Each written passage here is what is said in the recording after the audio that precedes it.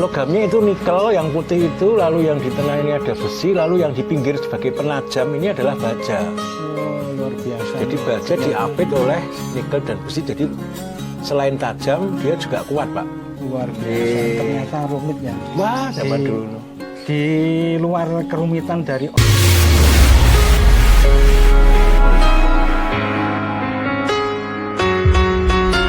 luar biasa indah ini, sahabat Datar Media. Ternyata keris ini bukan polosan saja ya.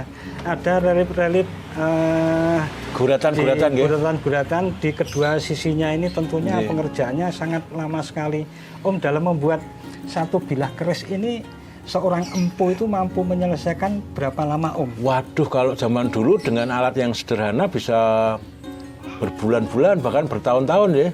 Karena dulu belum ada gerinda, belum ada tuner, belum ada yang alat yang modern, jadi masih pakai kikir. Termasuk ini kan keras, Pak, ini karena ada nikelnya, terus ada besi, ada bajanya. Di dalam satu kerisnya ada 3 logam. Ada 3 logam di sini. Baja yang di tengah, lalu diapit oleh besi dan nikel, jadi bajanya kuat. Ya, ini saya lihat paling tidak ada 3 warna ini. 3 warna, hitam, ada yang putih, abu-abu, ada yang abu-abu, keputihan, ada yang malah condong ke ini ya, agak kemerah-merahan sedikit ya. Ini kemungkinan logamnya apa aja nih, Om? Logamnya itu nikel, yang putih itu, lalu yang di tengah ini ada besi, lalu yang di pinggir sebagai penajam ini adalah baja. Oh, luar biasa. Jadi baja diapit oleh nikel dan besi, jadi selain tajam dia juga kuat, Pak. Luar biasa. Ternyata rumit ya. Wah, zaman dulu. Di luar kerumitan dari ornamen atau reliefnya ini ternyata bahannya juga rumit. Berarti memerlukan teknologi yang luar biasa, maju ya, metalurgi istilahnya. Berarti waktu itu nenek moyang kita udah menemukan teknologi metalurgi yang luar biasa. Hanya ada 2 di dunia, Pak. Iya, jadi di Indonesia dan di Damaskus. Wah, berarti kita bangga sebagai orang Indonesia ya, karena cuma ada 2 negara yang mampu membuat satu campuran dari 3 bahan unsur logam ini menjadi sebuah kreasi ataupun barang yang mempunyai nilai seni yang luar biasa. Di Jepang juga ada, tapi sistemnya beda. Katana itu juga pakai lapisan-lapisan besi. Jadi sahabat Datar Media, bahwa keris ini selain merupakan warisan budaya nenek moyang kita, ini juga merupakan warisan dari bumi. Karena apa? Unsur pembentuk dari keris ini antara lain yang sudah disebutkan sama Om Wisben tadi itu berasal dari alam. Jadi keris ini juga ibaratnya warisan alam. Ada unsur besi dan nikelnya, di mana unsur-unsur tersebut keterdapatan di alam ini terdapat 2 sumber, yaitu sumber primer dan sumber sekunder. Untuk sumber primernya ini keterdapatannya terdapat di antara bebatuan, bisa membentuk jalur ataupun urat, atau istilahnya vein, juga bisa membentuk dia sebagai sebaran yang merata di dalam batuan. Kemudian untuk sumber sekundernya, kalau sahabat Datar Media sempat main-main ke pantai selatan, khususnya di Pantai Glagah ya, itu akan ditemui hamparan pasir hitam. Pasir hitam itu adalah pasir besi sebagai salah satu unsur pembuat bahan besi. Dengan teknologi metalurgi akan menghasilkan barang-barang yang berkualitas tinggi. Nah, kemudian Om Wisben, Pak, ini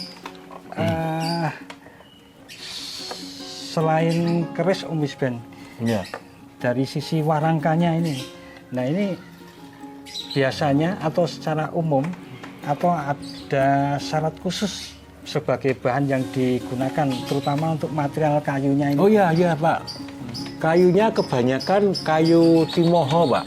Timoho, jadi kayu timoho itu sifatnya itu ulet, tahan cuaca, mudah dibentuk dan mempunyai keindahan, Pak. Seperti ini, keindahannya seperti ini, beda-beda lagi. Masing-masing di sini guratan-guratan kayunya ada keindahan. Ini ada namanya enggak, Om? Ada, Pak. Yang galeh-galeh ini? Iya, ada namanya, Pak. Sebutannya? Misalnya ini ngingrem misalnya ya. Terus ini kendit. Ada juga yang nyamel. Nyamal itu seperti ini nyamal. Nyamal. Nyamal nggih. Masing-masing punya nama dan masing-masing punya arti. Luar biasa. Nggih, Ini harus kendit itu dipelajari lebih lama ini untuk kendit itu menguasai perlindungan perkemisan. atau bisa ngirit, berhemat. Lalu ada yang nyamal, ada lagi, terus ada lagi yang seperti ini juga batok asal. Batok.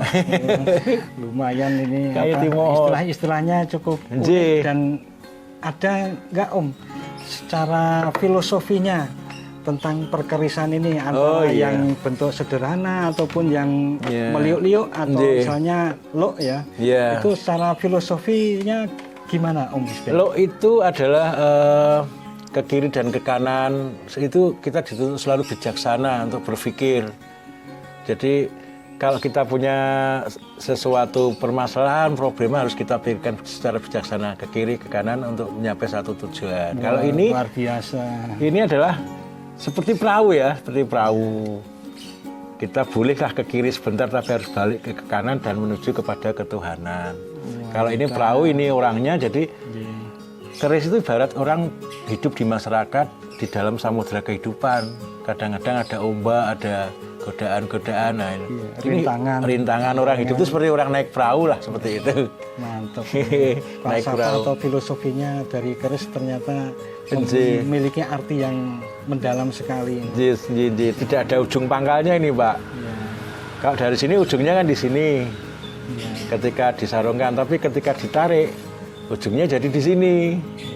Nah, jadi tidak ada ujung pangkalnya adalah nilai-nilai ketuhanan. Nilai-nilai ketuhanan. Nggih. Istilahnya ternyata ini ya mengandung filosofi Nggih. hubungan secara lateral dengan sesama manusia, Nggih. dengan yang vertikal dengan yang Nggih. maha kuasa. Hal ini menjadi genggaman kita ini, Pak, ini. Ini genggaman. Genggaman. Banyak. Jadi yang harus menjadi genggaman kita itulah ini. Kita itu dulu seperti ini, Pak. Ini adalah bentuk embrio. Jadi kita dulu itu seperti ini. Ya, seperti ini lah. Nggih. Embrio itu kan seperti ini. Iya, iya. Nah, jadi Cikal bakal. jangan lupa bahwa kita itu dulu sangat kecil, Sangat kecil. dari ibu kita lahirkan sebuah embrio ini. Ya. Oh, luar biasa. Jadi di setiap sudut ini ternyata Ada artinya memiliki banyak, makna, nggih. arti yang luas. Dan ini menghidupi banyak orang, Pak.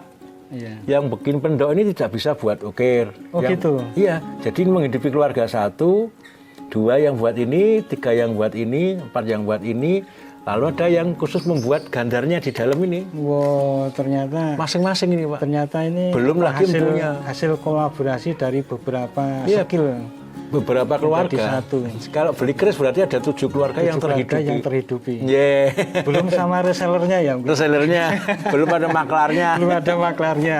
Luar biasa. Jadi sebilah keris ini ternyata rangkaiannya panjang. Panjang. Ini yang bikin ini sendiri, Pak. Bikin gandar ini. Gandar. Jadi yang bikin ini, bahkan gedangan itu bentuk kasarnya itu sendiri. Nah, ini untuk lebih jelasnya sahabat Datar Media bisa ngikuti channel Wisben TV untuk Iya. tahu lebih banyak tentang tempat pembuatannya atau tempat Ji. pengrajinnya atau tempat pemesannya, bisa diikuti channel Wisben TV. nggih. Ini gitu, Pak. Dari matur nuwun rawuhnya di sini. Ya sahabat dari dianggurke Datar ini. Media, inilah bincang-bincang pagi kita dengan Om Wisben, Om kita yang keren, tokoh budayawan, komedian. Terakhir ini disebut dengan sutradara ya, karena mempunyai channel untuk film komedi. Sekali lagi jangan lupa ikuti, simak film komedi Guyon Jogja. tentunya bersama Datar Media. Sekian dan wassalamualaikum warahmatullahi wabarakatuh. Makasih, Pak nggih. Matur nuwun. Nggih, monggo nggih. Ngrepoti sampeyan. Waduh, mboten tunjuk riyen, monggo. Sampun. Nggih, matur dianggurke niki. Nggih, bareng-bareng Nggih, Om. nggih. Sampai ketemu lagi. Salam sehat selalu Om. Nggih, monggo.